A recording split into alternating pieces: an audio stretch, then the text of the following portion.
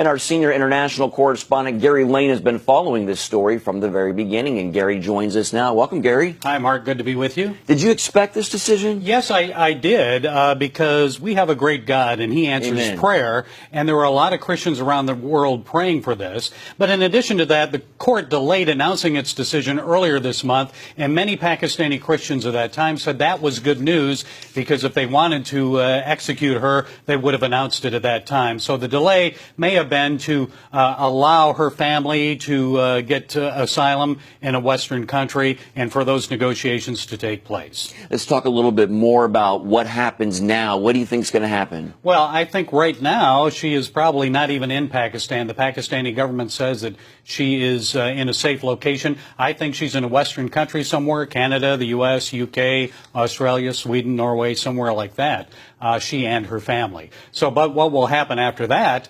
we'll have to wait and see. But we need to be praying as Christians for Christians in Pakistan and the churches there, because Islamists are already starting to riot. And if it gets out of hand, they could end up burning churches, hurting Christians, and so forth. So we need to be praying. Yes, very true. Well, a top Islamic cleric called for protests if she was released. Do you expect those protests, maybe even violence? Well, they're already starting, Mark. And so we need to be on our knees praying, God, protect the Christians of Pakistan who suffer. There are only about 2% of the population there. They're second, third-class citizens in that country, and they could be subjected to attacks.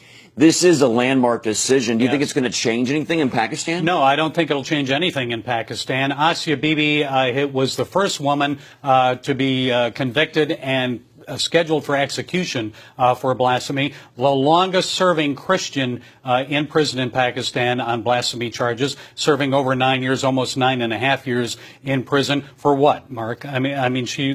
What did she say? She may have said something like, you know, my Jesus saved me. What has your prophet ever done for you? And for that, she was sentenced to death and has spent almost 10 years in prison. And can you imagine that, Mark, in this country, if someone criticized Donald Trump and was executed for that, if that were the sentence, there'd be a lot of Americans on death row right now.